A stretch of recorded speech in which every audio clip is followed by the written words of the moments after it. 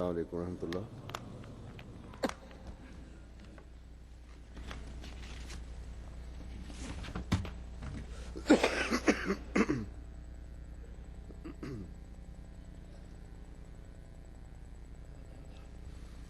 أشهد أن لا إله إلا الله وحده لا شريك له وأشهد أن محمدا عبده ورسوله أما بعد فأعوذ بالله من الشيطان الرجيم بسم الله الرحمن الرحيم الحمد لله رب العالمين الرحمن الرحيم مالك يوم الدين إياك نعبد وإياك نستعين اهدنا الصراط المستقيم صراط الذين أنعمت عليهم غير المغضوب عليهم ولا الضالين۔ اللہ تعالیٰ کا ایک نام واہب یا وہاب بھی ہے۔ اس لفظ کی مختلف اہل لغت نے جو وضاحت کی ہے اور معنی بیان کیے ہیں وہ تقریباً ایک ہے، اس لیے میں نے لسان العرب نے جو معنی بیان کیے ہیں، یہ لغت کی کتاب ہے، اس سے معنی لیے ہیں۔ اس میں لکھا ہے کہ الوہاب اللہ تعالیٰ کی ایک صفت ہے، یعنی المنعم علی العباد، اپنے بندوں پر انعام کرنے والا۔ اسی طرح اللہ تعالیٰ کی صفت واہب بھی ہے۔ لکھتے ہیں کہ الہبہ ایسا عطیہ جو عوض میں کچھ لینے یا دیگر اغراض و مقاصد سے مبرہ ہو، اور جب ایسی عطا بہت کثرت سے ہو تو اس عطا کرنے والے کو وہاب کہتے ہیں۔ یہ لفظ انسانوں کے لیے بھی استعمال ہوتا ہے، لیکن حقیقی وہاب اللہ تعالیٰ کی ذات ہی ہے، جو اپنے بندوں کو مانگنے پر بھی اور بغیر مانگنے پہ بھی کثرت سے عطا فرماتی۔ ایک حقیقی مومن اگر غور کرے تو اللہ تعالیٰ کے وہاب ہونے کے نظارے، اس کی عطاؤں اور انعاموں کے نظارے ہر وقت دیکھتا ہے، اور یہی ہمیں ہمارے زندہ خدا کا پتہ دیتی ہے بات۔ لیکن جو انسان ناشکرہ ہے، اس کو اللہ تعالیٰ کی عطائیں اور فضل جو ہیں وہ نظر نہیں آتے۔ جو دنیا کی آنکھ سے دیکھتا ہے وہ دنیا کو ہی ان چیزوں کا ذریعہ سمجھتا ہے جو اسے مل رہی ہوتی ہیں۔ اللہ تعالیٰ نے قرآن کریم میں مختلف حوالوں سے اس لفظ کا بھی استعمال فرمایا ہے اور اپنی اس صفت کا بھی استعمال فرمایا ہے۔ انبیاء اور نیک لوگوں پر اپنی عطاؤں کا بھی ذکر فرمایا ہے، اور اپنی صفت کے حوالے سے دعاؤں کی طرف بھی توجہ دلائی ہے، جس میں نیک اولاد کے لیے بھی دعائیں ہیں، معاشرے کی نیکی کے لیے بھی دعائیں ہیں، اپنے تقویٰ میں بڑھنے کے لیے بھی دعائیں ہیں، ایمان میں مضبوطی کی بھی دعائیں ہیں۔ تو یہ مختلف دعائیں ہیں جن کا ذکر ہے۔ اس وقت میں ان قرآنی دعاؤں کے حوالے سے ایک پہلو کا ذکر کروں گا۔ اللہ تعالیٰ نے مومنوں کی نسل کو اپنے مقصد پیدائش کے قریب رکھنے بلکہ اس کا حق ادا کرنے کے لیے اپنے نیک بندوں کو اس طرف توجہ دلائی کہ وہ اپنی اولاد بلکہ بیویوں کے لیے بھی دعائیں کریں، بلکہ بیویوں کو بھی کہا کہ اپنے خامدوں اور اولاد کے لیے دعائیں کریں تاکہ نیکیوں کی جاگ ایک دوسرے سے لگتی چلی جائے اور نسل در نسل قائم رہے۔ اللہ تعالیٰ فرماتا ہے کہ والذین یقولون ربنا ھب لنا من ازواجنا وذریاتنا قرۃ اعین وجعلنا للمتقین اماما، اور وہ لوگ جو یہ کہتے ہیں کہ اے ہمارے رب ہمیں اپنے جیون ساتھیوں اور اپنی اولاد سے آنکھوں کی ٹھنڈک عطا کر اور ہمیں متقیوں کا امام بنا۔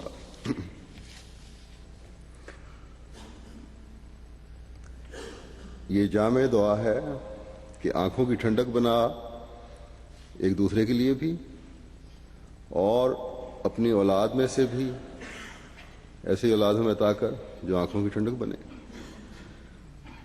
اور جب اللہ تعالیٰ یہ دعا سکھاتا ہے کہ آنکھوں کی ٹھنڈک مانگو تو اللہ تعالیٰ کے ان لامحدود فضلوں کی دعا مانگی گئی ہے جس کا علم انسان کو نہیں، خدا تعالیٰ کو ہے،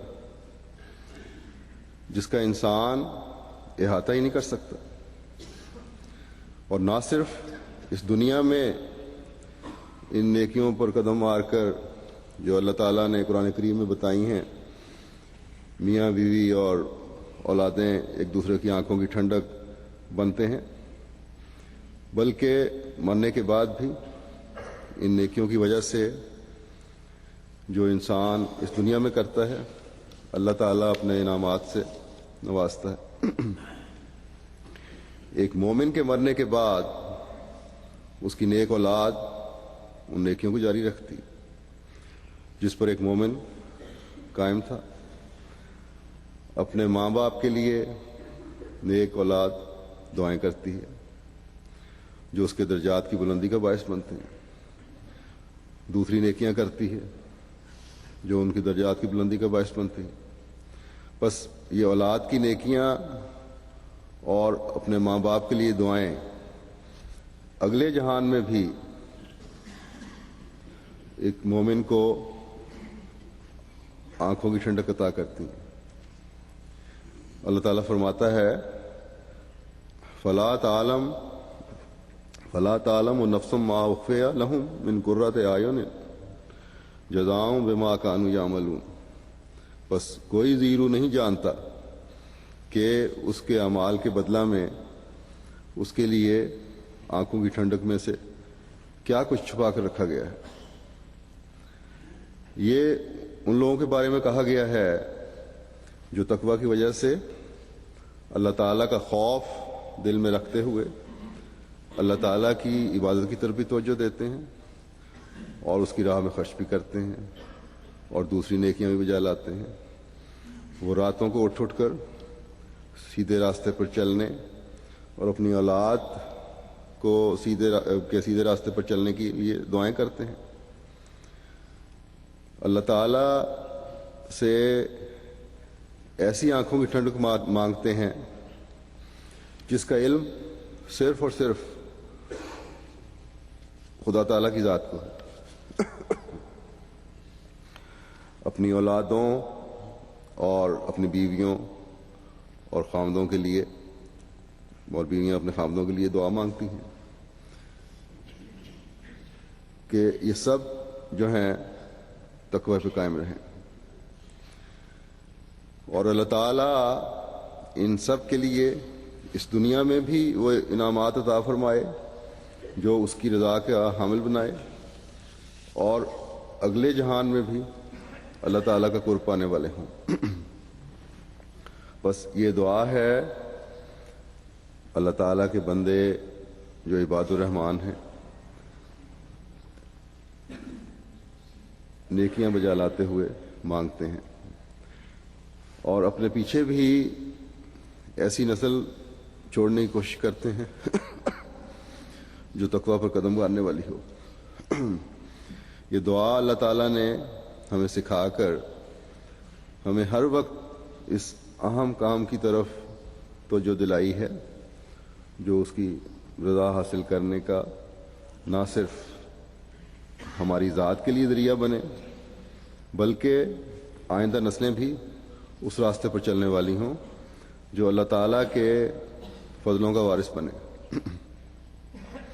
وَجَعَلْنَا لِلْمُتَّقِينَ اماما کہہ کر یہ بتا دیا کہ آنکھوں کی ٹھنڈک تبھی ہو سکتی ہے جب تم بھی تقویٰ پر چلنے والے ہوگے اور تمہاری اولادیں بھی۔ اگر تمہارے اپنے فعل ایسے نہیں جو تقویٰ کا اظہار کرتے ہوں تو اپنے دائرے میں متقیوں کے امام بھی نہیں بن سکتے۔ بس ہم میں سے ہر ایک کو اپنے جائزے لینے کی ضرورت ہے کہ کیا اس دعا کے ساتھ ہم آپس میں حقوق کی ادائیگی کے لیے تقویٰ پر چل رہے ہیں، اپنے بچوں کی تربیت کے لیے ان شرائط کو پورا کرنے کی کوشش کرتے ہیں جو انہیں تقویٰ پر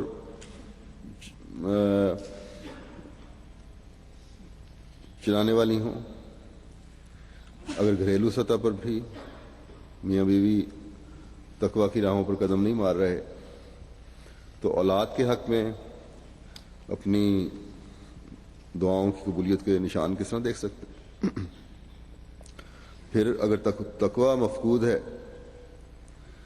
تو خلافت اور جماعت کی برکات سے کس طرح فیض پا سکتے ہیں؟ خلافت کے لیے تو اللہ تعالیٰ نے اعمال صالحہ کی شرط رکھی ہوئی ہے۔ اگر تقویٰ نہیں تو اعمال صالحہ کس طرح ہو سکتے ہیں؟ یا اگر اعمال صالحہ نہیں تو تقویٰ نہیں، اور تقویٰ نہیں تو نہ ہی ایک دوسرے کے لیے قرۃ العین بن سکتے ہیں، نہ ہی اولاد قرۃ العین بن سکتی ہے۔ بس اولاد کو بھی قرۃ العین بنانے کے لیے، آنکھوں کی ٹھنڈک بنانے کے لیے اپنی حالتوں، اپنی عبادتوں کی طرف دیکھنے کی ضرورت ہے کہ کیا ہم وہ معیار حاصل کرنے کی کوشش کر رہے ہیں۔ حضرت صلی اللہ علیہ وسلم نے میاں بیوی کی باتوں کے بارے میں جو نصیحت کی ہے، آپ فرماتے ہیں کہ اللہ رحم کرے اس شخص پر جو رات کو اٹھے، نماز پڑھے اور اپنی بیوی کو جگائے، اگر وہ اٹھنے میں پس و پیش کرے تو پانی کے چینٹے ڈالے تاکہ وہ اٹھ کھڑی ہو۔ اسی طرح اللہ تعالیٰ رحم کرے اس عورت پر جو رات کو اٹھے، نماز پڑھے اور اپنے میاں کو جگائے، اگر اٹھنے میں پس و پیش کرے تو پانی چھڑکے تاکہ وہ اٹھ کھڑا ہو۔ بس یہ فرائض دونوں کے ہیں، میاں کے بھی اور بیوی کے بھی، کہ اپنی عبادتوں کی طرف توجہ دیں تاکہ نسلوں سے بھی قرۃ العین حاصل ہو۔ بعض مردوں کی شکایات آتی ہیں، رات کو اٹھنا تو علیحدہ رہا، عورتوں کے جگانے کے باوجود فجر کی نماز کے علاوہ اور توجہ دلانے کے باوجود دوسری نمازوں میں بھی سستی دکھا جاتے ہیں۔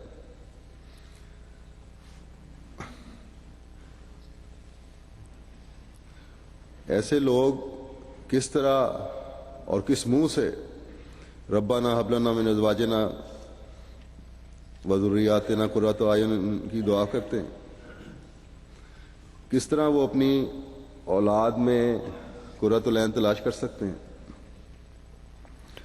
کس طرح اللہ تعالیٰ سے یہ امید رکھتے ہیں یا رکھنے کی کوشش کرتے ہیں کہ ان کی اولاد متقی، جو ان کی دعا ہے اولاد کے متقی ہونے کی، وہ قبول ہو؟ ہاں، اللہ تعالیٰ فضل کرنا چاہے تو کوئی روک نہیں اس کے، وہ تو مالک ہے. لیکن یہ تقویٰ کے نمونے دکھانے کا بھی اللہ تعالیٰ کا حکم ہے، اپنی حالتوں کو درست کرنے کا بھی اللہ تعالیٰ کا حکم ہے، اگر اس کے فضل سے حصہ لینا ہے. بس اپنے بچوں سے قرۃ العین بننے کی توقع اور خواہش رکھنے والوں کو حضرت صلی اللہ علیہ وسلم کے اس ارشاد کو بھی پیش نظر رکھنا ہوگا کہ اچھی تربیت سے بڑھ کر کوئی بہترین تحفہ نہیں جو باپ اپنی اولاد کو دیتا ہے یا دے سکتا ہے. اور اچھی تربیت اس وقت ہوتی ہے جب انسان کے اپنے عمل بھی ایسے ہوں جو اولاد کے لیے نمونہ بن سکے، عبادتوں کے معیار بھی اچھے ہوں، دوسرے اعمال بھی اچھے ہوں. حضرت مسیح موعود علیہ الصلوۃ والسلام فرماتے ہیں اس آیت کی وضاحت کرتے ہوئے ایک جگہ کہ خدا تعالی ہم کو ہماری بیویوں اور بچوں سے آنکھ کی ٹھنڈک عطا فرماوے، اور یہ تب ہی میسر آ سکتی ہے کہ وہ یعنی انسان خود فسق و فجور کی زندگی بسر نہ کرتے ہوں بلکہ عباد الرحمن کی زندگی بسر کرنے والے ہوں اور خدا کو ہر شے پر مقدم کرنے والے ہیں. اور آگے کھول کر کہہ دیا، فرمایا کہ اور آگے کھول کر کہہ دیا کہ وجعلنا للمتقین اماما، اولاد اگر نیک اور متقی ہو تو یہ ان کا امام ہی ہوگا. اس سے گویا متقی ہونے کی بھی دعا ہے. بس یہ ذمہ داری پہلے مردوں کی ہے کہ اپنے آپ کو ان راستوں پر چلانے کی کوشش کریں جو اسے عباد الرحمن بنانے والے ہوں. عورتیں بھی اپنے گھر کے نگران کی حیثیت سے اس بات کی ذمہ دار ہیں کہ تقویٰ پر چلتے ہوئے اپنے اور اپنے خاوندوں کے بچوں کی تربیت کریں تاکہ وہ ایک بہترین اور مفید وجود بن سکے معاشرے کا. لیکن عورتوں کی بھی تربیت کے لیے پہلے مردوں کو قدم اٹھانے ہوں گے. جب دونوں نیکیوں پر قدم مارنے والے ہوں گے تو پھر اولاد بھی جو ہے وہ نیکیوں پر قائم رہے گی، چلنے کی کوشش کرے گی. دونوں کی دعائیں بھی اولاد کی تربیت میں مددگار بن رہی ہوں گی. جو حدیث میں نے بیان کی تھی پہلے کہ اگر مرد پہلے جاگے تو عورت کو جگائے اور عورت جاگے تو مرد کو جگائے، یہ اسی صورت میں ممکن ہے کہ دونوں میاں بیوی آپس میں بڑے پیار اور محبت کے تعلق والے ہوں، انڈرسٹینڈنگ ہو، ایک دوسرے کو سمجھتے ہوں کہ ہم نے اپنی رات کی عبادت اور نمازوں کی حفاظت کرنی ہے، اس لیے ایک دوسرے کی مدد کرنی ہے صبح اٹھنے کے لیے. اگر یہ انڈرسٹینڈنگ نہیں آپس میں تو مرد جب پڑا سو رہا ہوگا، ایسی شکایتیں بعض دفعہ آتی ہیں، اور عورت اسے جو نماز کے لیے جگاتی ہے تو بیچاری کی شامت آ جاتی ہے. اور بعید نہیں کہ یہ بھی ہو جائے کہ سخت الفاظ سننے کے علاوہ بیچاری عورت کو مار بھی کھانی پڑ جائے اس بات سے. اور یہ بعض گھروں کی عملی صورت ہے، یہ صرف مثال نہیں میں دے رہا. آہستہ آہستہ پھر عورتیں بھی یا تو خاموش ہو جاتی ہیں، اپنی نمازوں کی حفاظت کرنے کی کوشش کرتی ہیں، یا اپنے خاوندوں کی ٹکر پر آ جاتی ہیں. اور بچے دنیاوی لحاظ سے تو شاید کچھ بہتر ہو جائیں، پڑھ لکھ جائیں، لیکن دینی لحاظ سے بالکل بگڑ جاتے ہیں. بلکہ بعض دفعہ ایسا بھی ہے کہ دنیاوی لحاظ سے بھی کئی بچے برباد ہو جاتے ہیں جب اس طرح گھر کی صورتحال ہو. بس بچوں کو قرۃ العین بنانے کے لیے ماں باپ کو اپنی اصلاح بھی کرنی ہوگی اور نمونے بھی قائم کرنے ہوں گے اپنے. حضرت مسیح موعود علیہ الصلوۃ والسلام فرماتے ہیں کہ ہماری جماعت کے لیے ضروری ہے کہ اپنی پرہیزگاری کے لیے عورتوں کو پرہیزگاری سکھائیں، ورنہ وہ گناہ گار ہوں گے اور جب کہ اس کی عورت سامنے ہو کر بتلا سکتی ہے کہ تجھ میں فلاں فلاں عیب ہے، تو پھر عورت خدا سے کیا ڈرے گی؟ جب تقویٰ نہ ہو تو ایسی حالت میں اولاد بھی پلید پیدا ہوتی ہے، اور اولاد کا طیب ہونا تو طیبات کا سلسلہ چاہتا ہے۔ اگر یہ نہ ہو تو پھر اولاد خراب ہوتی ہے۔ اس لیے چاہیے کہ سب توبہ کریں اور عورتوں کو اپنا اچھا نمونہ دکھلاویں۔ عورت خامد کی جاسوس ہوتی ہے، وہ اپنی بدیاں اس سے پوشیدہ نہیں رکھ سکتا۔ نیز عورتیں چھپی ہوئی دانا ہوتی ہیں، یہ نہ خیال کرنا چاہیے کہ وہ احمق ہیں، وہ اندر ہی اندر تمہارے سب اثروں کو حاصل کرتی ہیں۔ جب خامد سیدھے راستے پر ہوگا تو وہ اس سے ڈریں گی اور خدا سے بھی۔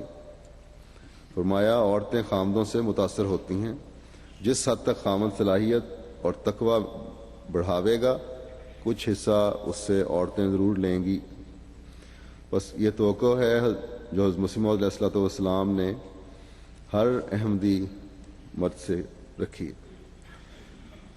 یہ الفاظ ہمیں جھنجھوڑنے والے ہونے چاہیے۔ بہت بڑی ذمہ داری ہے مردوں پر۔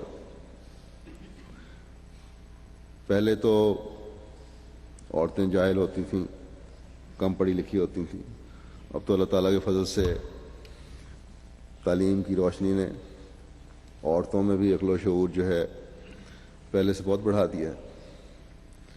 تو ایسی عورتیں بھی جماعت میں ہیں اور اکثریت میں ہیں جو مردوں کی برائیوں کی وجہ سے کٹتی ہیں، جیسے کہ پہلے میں نے کہا، یا وہ علیحدہ ہو کے بیٹھ جاتی ہیں ان کی سختیوں کی وجہ سے، اپنی نیکیاں قائم کرنے کی کوشش کرتی ہیں اور کٹتی بھی رہتی ہیں، بے چین اور پریشان بھی ہوتی ہیں۔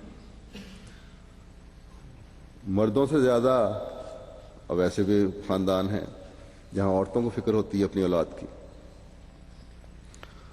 اور بعض اوقات ایسا ہوتا ہے کہ وہ مردوں کی جو بگڑی ہوئی حالت ہے دیکھ کر عورتیں بعض دفعہ علیحدہ ہو جاتی ہیں مردوں سے، اور پھر اس کے نتیجے میں اولاد پر برا اثر پڑتا ہے۔ اس ماحول میں خاص طور پر بچوں کو جہاں باپ کی سرپرستی کی ضرورت ہوتی ہے، پھر بچے جوانی میں قدم رکھتے ہیں تو بگڑنے لگتے ہیں۔ تو یہ سب چیزیں جو ہیں اس کے ذمہ دار مرد ہوتے ہیں۔ تو ایسے مردوں کو بھی فکر کرنی چاہیے کہ کتنی بدقسمتی ہے کہ ہمارا خدا ہماری بقا اور ہماری نسلوں کی بقا کے لیے ایک دعا سکھا رہا ہے، اور اللہ میاں کا دعا سکھانے کا مطلب یہ ہے کہ وہ اس کو قبول کرنا چاہتا ہے اور کرتا ہے، اور دعا کے الفاظ میں ابلنا کے الفاظ استعمال کر کے یہ بتا رہا ہے کہ اللہ تعالیٰ کو تمہارے سے کچھ نہیں لینا، وہ تمہاری دنیا و آخرت سنوارنے کے لیے، تمہاری نسلوں کی بقا کے لیے صحیح راستے پر چلنے کے طریق سکھاتے ہوئے تمہیں انعام دے رہا ہے۔ ان پر چلو گے تو انعامات کے وارث بنو گے، لیکن ہم اس انعام سے فیض پانے والے نہ بنے۔ بس ہمیں اپنے جائزے لیتے ہوئے ان راستوں پر چلنے کی کوشش کرنی چاہیے جو ہمیں اللہ تعالیٰ کی رضا حاصل کرنے والا بنائیں۔ اپنے گھروں کے سکون کو بھی ہمیشہ قائم رکھیں، اور اپنے بچوں، اپنی اولادوں کی طرف سے بھی ہمیشہ آنکھیں ٹھنڈی رکھیں۔ اور حقیقت میں ہر احمدی گھر میں تقویٰ پر قائم رہنے والے لوگ ہوں۔ احمدی معاشرے میں ہر شخص تقویٰ پر چلنے والا ہو، اور یہی چیز پھر خلافت کے انعام سے بھرپور فائدہ اٹھانے والا بنائے گی۔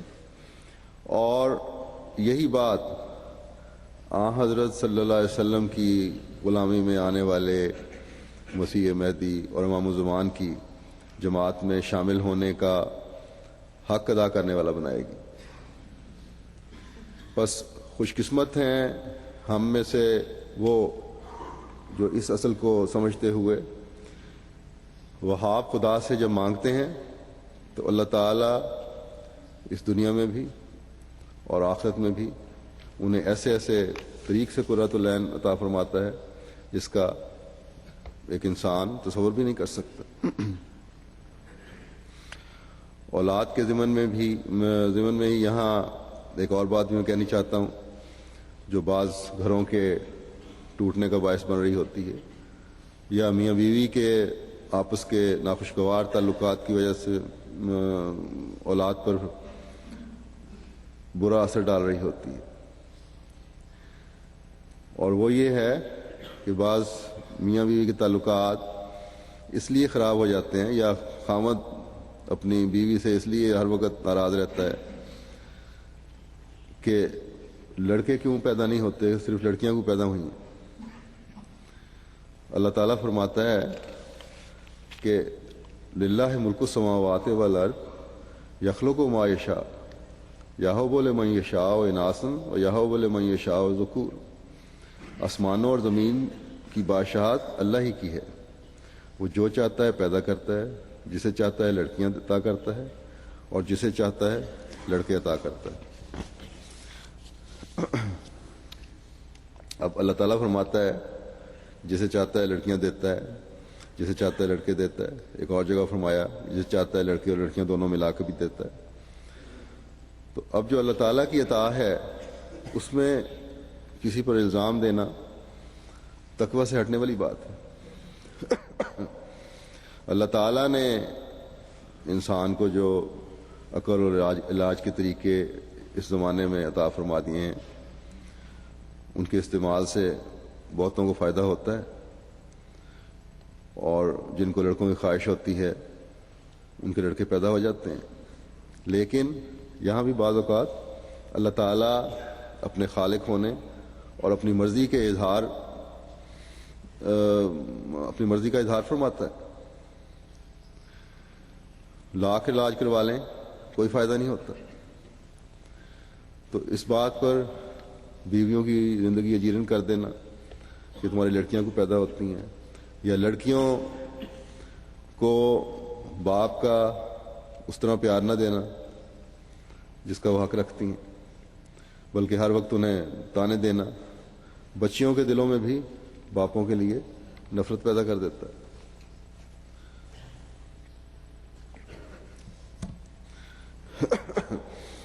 بعض ایسے معاملات جب سامنے آتے ہیں تو حیرت ہوتی ہے کہ ایسے بھی لوگ ہیں اس زمانے میں جو بچوں پر اس طرح ظلم کر رہے ہیں، جو جن کا ذکر پرانے عرب کے جہالت کے زمانے میں ملتا تھا کہ لڑکی کی پیدائش سے ان کے چہرے سیاہ ہو جاتے ہیں۔ بس یہ جہالت کی باتیں ہیں، اس سے ہر مومن کو، ہر احمدی کو بچنا چاہیے۔ میں جانتا ہوں ایک فیملی احمدی، پرانی بات ہے، ان کے لڑکیاں پیدا ہوتی تھیں، 4-5 بیٹیاں پیدا ہو گئیں، انہوں نے دوسری شادی کر لی بیٹے کی خاطر۔ اس بیوی سے بھی 2-3 لڑکیاں پیدا ہوئیں، انہوں نے بیٹے کی خاطر تیسری شادی کر لی۔ اس سے پھر 3-4 بیٹیاں پیدا ہو گئیں، پھر چوتھی شادی کر لی، اس سے بھی اللہ میاں نے بیٹیاں بھی دیں۔ آخر جو پہلی بیوی تھی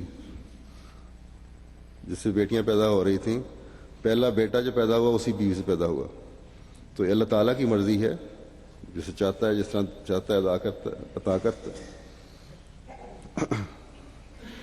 بس اگر اولاد مانگنی ہے،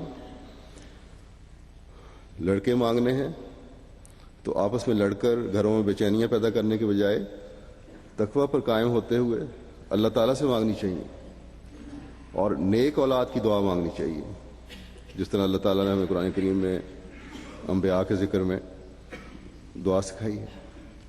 فرمایا ایک جگہ کہ رب حبلی من الصالحین، کہ اے میرے رب مجھے صالحین میں سے عطا کر، یعنی صالح اولاد عطا کر۔ ایک جگہ یہ دعا سکھائی کہ رب حبلی من لدنک ذریۃ طیبہ، اے میرے رب تو مجھے اپنی جناب سے پاک اولاد بخش۔ بس ہمیشہ ایسی اولاد کی دعا کرنی چاہیے یا خواہش کرنی چاہیے جو پاک ہو اور صالحین میں سے ہو۔ اور ہمیشہ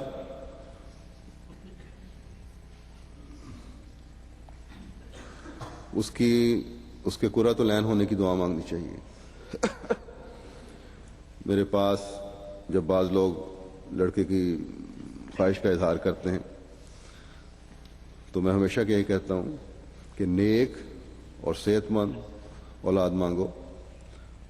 بعض دفعہ لڑکیاں جو ہیں لڑکوں سے زیادہ ماں باپ کی خدمت کرنے والی ہوتی ہیں اور نیک ہوتی ہیں، ماں باپ کے لیے نیک نامی کا باعث بنتی ہیں، جبکہ لڑکے بعض اوقات بدنامی اور پریشانی کا باعث بن رہے ہوتے ہیں۔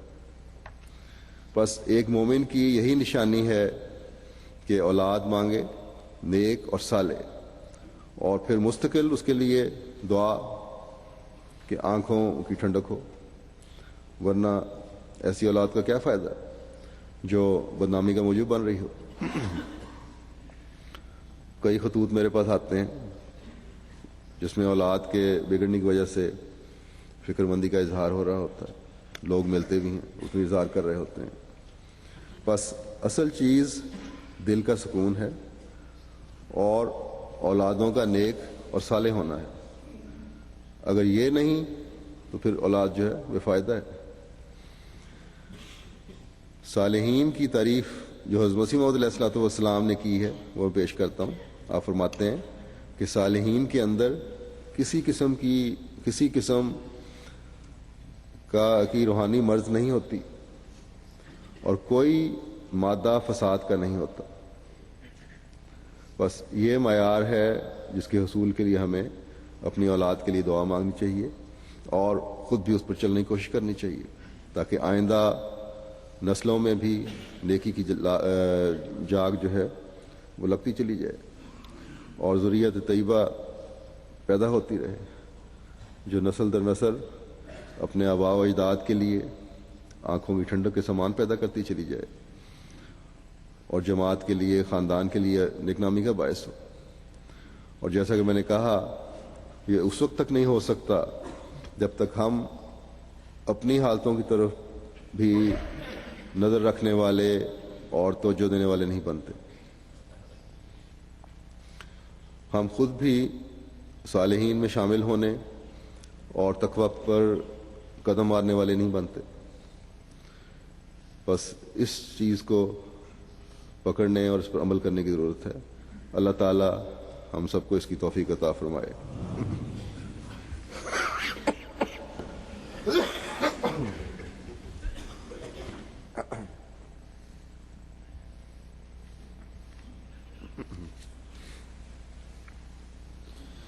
الحمد للہ نحمده ونستعینه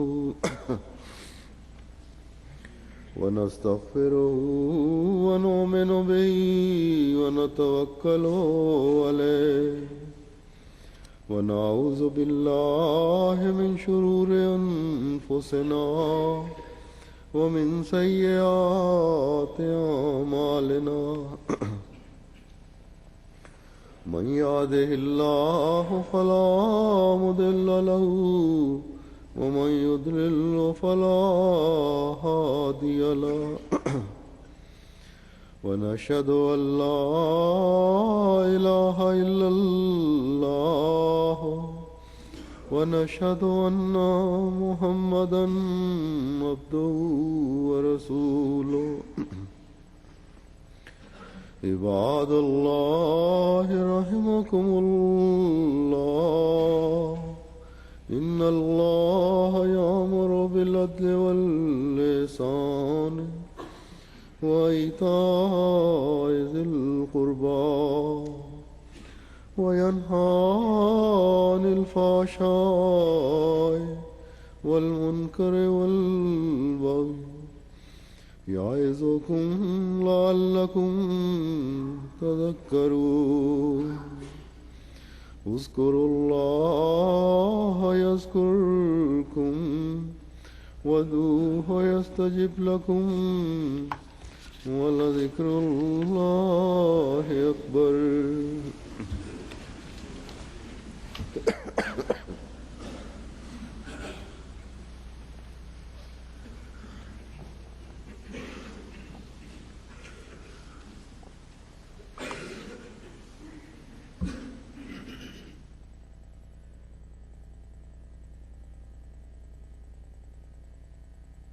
ما كان